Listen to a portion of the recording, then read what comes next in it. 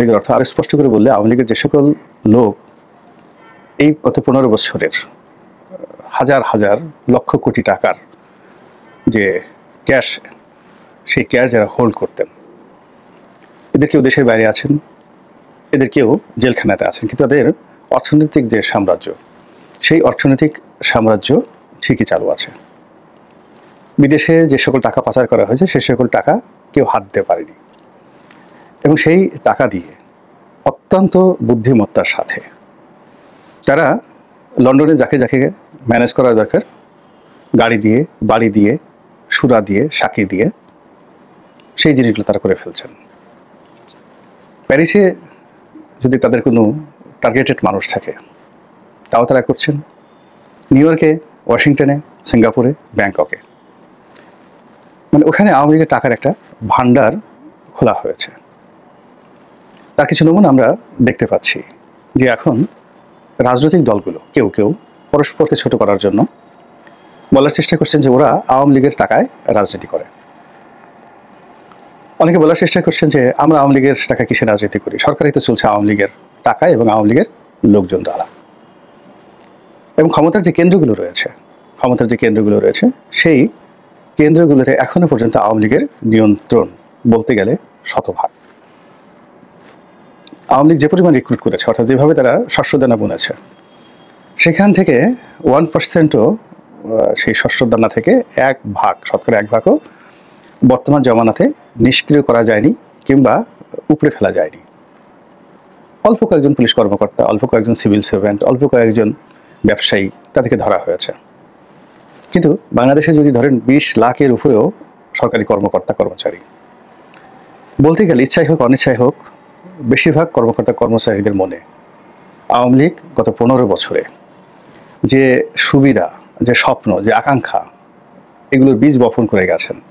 আওয়ামী লীগ জমানাতে অনেকের মধ্যে একটা বঞ্চনার ভাব ছিল যে ওকে দেওয়া হলো, আমাকে দেওয়া হলো না, ওকে ডিসি বানানো হলো, আমাকে বানানো হলো না, ওকে সচিব হিসাবে প্রমোশন দিল, আমাকে দিল না, তারপরে ও রিটায়ার্ড করার পর তাকে মন্ত্রী বানানো হলো, এমপি বানানো হলো, তারপরে তাকে আরও এক্সটেনশন দেওয়া হলো, আমাকে দেওয়া হলো না। এই জিনিসগুলো নিয়ে অনেকের ক্ষোভ ছিল। এমনকি বিএনপি এবং জামাতের অনেক লোক আওয়ামী লীগের সময়টিতে ঘাপটি বেড়ে তারা ছিল এবং তারা মনে করেছিল যে পরিবর্তিত একটা পরিস্থিতি তারা বিরাট কিছু হয়ে যাবে। এখন সেই যে আওয়ামী লীগের যারা অভিমানী, ক্ষতিগ্রস্ত, তারা তো আছেই, তার সঙ্গে সঙ্গে বিএনপি জামাতের যে সকল নেতাকর্মী এই সরকারি কর্মকর্তা রূপে ছিল, তাদের একটা বিরাট অংশ এখন বলছে যে আগের জমানাই ভালো ছিল। এর কারণ হলো এই নতুন জমানাকে কেন্দ্র করে তাদের কোনো লাভ হয়নি, বরং কোত্থেকে এসে কারা যেন জুড়ে বসলো। Original Awami League, original BNP আর অরিজিনাল জামাত বলে এখন কোনো পার্টি নেই। সবাই এখন বঞ্চিত হয়ে গেছে, শোষিত হয়ে গেছে। আর বিএনপি এবং জামাতে যারা শীর্ষ পদে এসেছেন তাদেরকে সবাই হাইব্রিড, বিএনপি হাইব্রিড জামাত বলার চেষ্টা করছে। এর ফলে দেখেন এনবিআর সচিবালয় থেকে সব জায়গাতে যে বিশৃঙ্খলা চলছে, সিটি কর্পোরেশন থেকে শুরু করে সরকারি অফিস, ডিসি অফিস, এবং এগুলো বাড়তে থাকবে এবং শেষ পর্যায়ে গিয়ে দেখবেন ইউনিয়ন পর্যায়ের যে ভূমি অফিসগুলো, সেখানে গণ্ডগোল শুরু হয়ে যাবে। তো এটা আওয়ামী লীগ যে 15 বছর যে কাজগুলো করেছে সেই কাজের একটা ফল।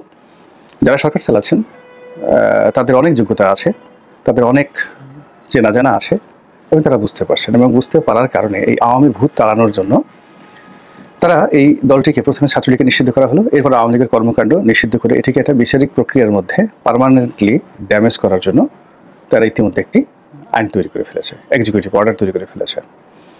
এবং এই এক্সিকিউটিভ অর্ডার তৈরি করার ফলে যেটা হলো অনেকগুলো সমস্যা একেবারে যাকে বলা হয় মারাত্মক থেকে মারাত্মকভাবে এটি দেখা দিয়েছে। এটি হয়তো এমনি হচ্ছে, বা এর সঙ্গে হয়তো আওয়ামী লীগের কোনো যোগাযোগ নেই, কিন্তু সরকার যেহেতু আওয়ামী লীগ নিষিদ্ধ করেছে, কাজেই তাদের একটা ধারণা যে এই আওয়ামী লীগ এখানে মরণ কামড় বসানোর চেষ্টা করছে। এবং সারা বাংলাদেশে এখন যা কিছু হচ্ছে সেটি অনেকটা যুদ্ধের মতো যুদ্ধাবস্থা বর্ণনা করে ডক্টর মোহাম্মদ ইউনূস তিনি স্বীকার করেছেন, বিবৃতি দিয়েছেন যে দেশে একটি যুদ্ধ পরিস্থিতি তৈরি হয়েছে। এমনি সীমান্তে যুদ্ধ একটা ভাব রয়েছে ভারতের সঙ্গে, এমনি সীমান্তে মায়ানমারের সঙ্গে একটা যুদ্ধ ভাব রয়েছে, এমনি সরকারের সঙ্গে সেনাবাহিনীর মারাত্মক একটা দূরত্ব তৈরি হয়ে গেছে, বিএনপির সঙ্গে দূরত্ব তৈরি হয়ে গেছে, এবং তার সঙ্গে আবার আওয়ামী লীগের এই যে যুদ্ধ যে খেলা, এই যুদ্ধ খেলাটাকে এখন রীতিমতো খেলা নয়, এটিকে একটা মরণ খেলা হিসেবে সরকার মনে করছে। তো এই যখন অবস্থা, ঠিক সেই সময়টাতে কয়েকটি নজিরবিহীন ঘটনা ঘটলো। একটা নজিরবিহীন ঘটনা হলো যে প্রধান বিচারপতি প্রধান উপদেষ্টার বাসভবনে গিয়ে তার সঙ্গে দেখা করলেন। এটি বাংলাদেশে ইতিপূর্বে কখনো আমরা দেখিনি, এটা অভ্যস্ত নয়। 2 নম্বর হলো সরকারের ভ্যালিডিটি, লিগ্যালিটি, আইডেন্টিটি, অথেন্টিকেসি, এগুলো নিয়ে খুব স্পর্শকাতর প্রশ্ন তোলা হচ্ছে। সরকারকে জনগণের সমর্থিত একটি সরকার, বা এই সরকারকে গণ অভ্যুত্থানের ফসল বা একটি বিপ্লবের ফসল হিসেবে যতই বড় গলায় পরিচয় করিয়ে দেওয়া হোক না কেন, সরকারের যারা কর্তা ব্যক্তি তারা এখানে দুটো বিষয় বলার চেষ্টা করছেন। একটি হলো সুপ্রিম কোর্টের একটা রেফারেন্সে তাদের জন্ম হয়েছে, দ্বিতীয়ত হলো যে এই জন্মের পেছনে শেখ হাসিনার পদত্যাগ, আর তৃতীয়ত হলো যে তারা এই কাজটি যে করেছেন সেটা সংবিধানের অধীন করেছেন। এখন 3টি বিষয় নিয়ে একটা জগাখিচুড়ি তৈরি হয়ে গেছে। প্রথমত, সংবিধানের কোন ধারা বলে কিভাবে এই কাজটি হয়েছে। দ্বিতীয়ত হলো যে সংবিধান সমন্বয় রক্ষা করতে গিয়ে তারা যেভাবে শপথ নিয়েছেন, যেভাবে রাষ্ট্রপতির অধীনে তারা শপথ গ্রহণ করেছেন, এবং এই শপথ গ্রহণ করে তারা যেভাবে রাষ্ট্রপতির কাছে দায়বদ্ধ থাকবেন রাষ্ট্রীয় প্রোটোকলে, সেই জিনিসটা তারা করছেন, অর্থাৎ নিজেরাই সংবিধান তারা অবমাননা করে চলেছেন। 2 নম্বর হলো যে শেখ হাসিনা তার প্রধানমন্ত্রীর পদ থেকে পদত্যাগ করেছেন। এই কথাটা কেবলই একটা কাগজে বাগ হয়ে আছে। সেই পদত্যাগপত্র কোথায়? সেই পদত্যাগপত্র বঙ্গভবনে নেই। এই বিষয়ে যখন জনাব শাহাবুদ্দিন চুপ্পু তার একটি একান্ত সাক্ষাৎকারে মানবজমিনের সম্পাদক জনাব মতিউর রহমান চৌধুরীকে বললেন, সারা বাংলাদেশের রীতিমতো তোলপাড় শুরু হয়ে গেল, এবং সেটা সরকারের জন্য একটা মাথা ব্যথা। সরকার ভয় পেয়েছে, কিন্তু সেটা প্রকাশ করতে পারছে না। আর এই ঘটনা যখন মারাত্মকভাবে ছড়িয়ে পড়লো, তখন আওয়ামী লীগের পক্ষ থেকে বলা হলো যে তারা পদত্যাগ করেননি, এবং শেখ হাসিনা এখনও বৈধ প্রধানমন্ত্রী, এবং স্বয়ং শেখ হাসিনা সেই কথা উল্টে ফেললেন। তিনি একসময় বলেছিলেন যে পদত্যাগ করেছি, আবার পরবর্তীতে বললেন যে আমি পদত্যাগ করিনি। গেল 2 নম্বর সমস্যা।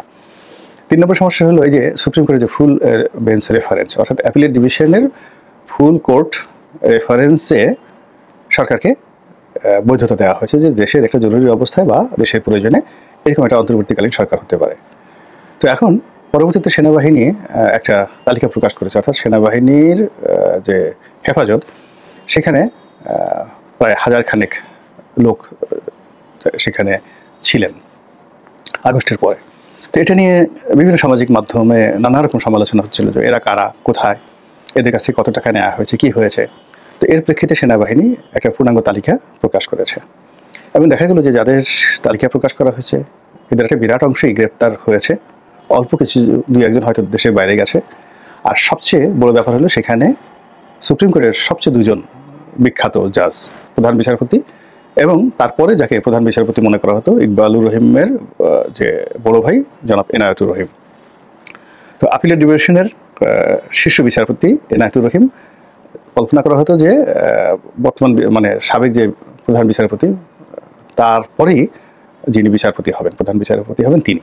তো এই 2 ব্যক্তি সেনাবাহিনীর জিম্মাতে ছিলেন সেই সময়টাতে, যখন বলা হচ্ছে সুপ্রিম কোর্টের ফুল বেঞ্চ রেফারেন্সে বা ফুল কোর্ট রেফারেন্সে এরকম একটা সিদ্ধান্ত নেওয়া হয়েছে। এখন বক্তব্যটা হলো যে তারা 2 জন সেখানে ছিলেন, বাকি বিচারপতিরা কোথায় ছিলেন, তো সেখানে স্বাক্ষর হয়েছে কিনা, এরকম কোনো ভার্চুয়াল বৈঠক হয়েছে কিনা, যদি ভার্চুয়াল বৈঠক ছাড়া এটা সম্ভব নয়, অথবা সেখানে কোনো কোর্ট বসেছিল কিনা, এটা কি ক্যান্টনমেন্টে কোর্ট বসেছিল নাকি এটা মানে ক্যান্টনমেন্টের তত্ত্বাবধানে সেনাবাহিনী ওই 2 বিচারপতিকে সুপ্রিম কোর্টে নিয়ে এসেছিলেন, সেটাকে দিনে বা রাতে নাকি আদৌ কোনো কিছু হয়নি, নাকি পুরো ঘটনাটাই একটা, মানে এটা আমরা কল্পনাই করতে পারছি না। এরকম যখন আলোচনা খুব প্রবল থেকে প্রবলতর, তখন সরকারের ভিত একদম রীতিমতো নাড়িয়ে দিয়েছে। আর যখন সরকারের ভিত নাড়িয়ে দিয়েছে, ঠিক সেই সময়টিতে প্রধান বিচারপতি তার সঙ্গে এসে দেখা করছেন। তো এগুলো নিয়ে পুরো যে সরকার ব্যবস্থা, প্রশাসন এবং সরকারের যে উচ্চ মহল, দেশি এবং বিদেশি যারা মদতদাতা রয়েছেন, সকলের মধ্যে রীতিমতো কম্পন শুরু হয়ে গেছে। অন্ধভাবে যারা সরকারকে সমর্থন দিতেন এবং সরকারের পক্ষে নানা রকম যুক্তি তর্ক উপস্থাপন করতেন এবং সরকারের দীর্ঘায়ু কামনা করতেন, তারাও অনেকটা চুপসে গেছেন।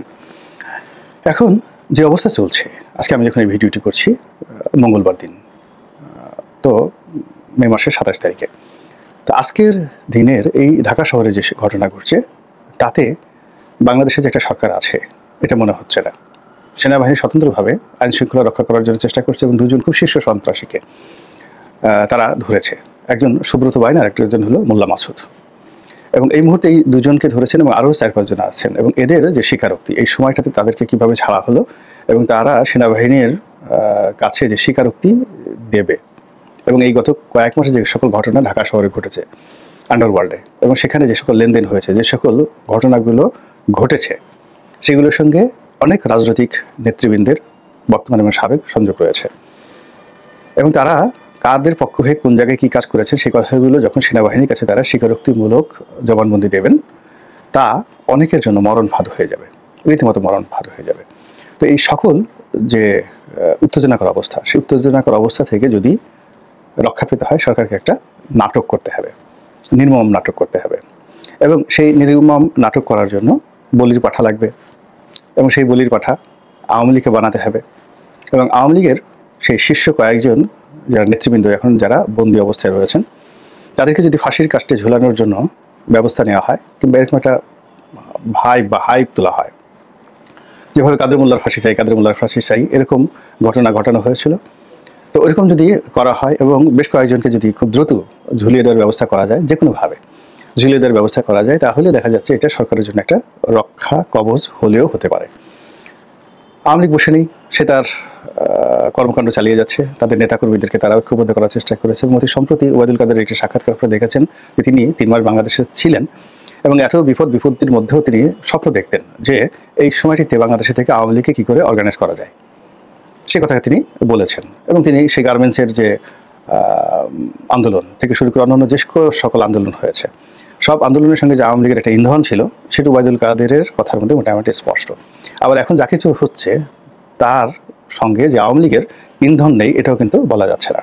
তো কাজেই এই যে একটা কমপ্লেক্স জটিল যে অবস্থা, সেই জটিল অবস্থা থেকে যদি সরকারকে রক্ষা পেতে হয়, তাহলে তাকে চমকপ্রদ কোনো একটা জিনিস করতে হবে। এবং এই চমকপ্রদ কাজ করতে গিয়ে তারা যদি আওয়ামী লীগের উপর, যারা বিশেষত এই মুহূর্তে তাদের কেপ্টে রয়েছে, তাদের উপর যদি বজ্রঘাতের মতো কোনো অভিঘাত তারা দেওয়ার চেষ্টা করেন এবং তারা মনে করেন যে এই জিনিসগুলো করলে তাদের যাত্রাপথ মসৃণ হবে, জনগণ তাদেরকে তালি দেবে, বাহাবা দেবে, তাহলে হয়তো তারা সেই দিকেই এগোবেন। আর এর ফলে আওয়ামী লীগ মারাত্মকভাবে বিপর্যয়ের মধ্যে পড়বে, মানসিক অশান্তির মধ্যে পড়বে। বাংলাদেশে যারা আছেন তারা আরও ভীত সন্ত্রস্ত হয়ে হবেন এবং অনেকে এই দেশ ছেড়ে পালিয়ে যাওয়ার চেষ্টা করবেন। ভবিষ্যৎ সম্পর্কে মহান আল্লাহ রাব্বুল আলামিন জানেন। এদেশের একজন সাধারণ নাগরিক হিসেবে শুধু আল্লাহর কাছে প্রার্থনা যে এই দেশটি এখন তোমার বান্দাদের হাতে আর নেই। আল্লাহ, তুমি তোমার আপন কর্তৃত্ব বলে তোমার রহমত এবং বরকত দ্বারা আমাদেরকে রক্ষা করো, উদ্ধার করো, এবং আমাদেরকে এমন এক নেতৃত্ব দান করো যার অধীন তোমার এই 18 কোটি বান্দা আমরা যেন তোমার আনুগত্য করতে পারি, তোমার শুকর গুজার করতে পারি, এবং এই দুনিয়াতে যে উদ্দেশ্যে আমাদেরকে পাঠিয়েছো সেই উদ্দেশ্য আমরা হাসিল করতে পারি। আসসালামু আলাইকুম ওয়া রাহমাতুল্লাহি ওয়া বারাকাতুহু।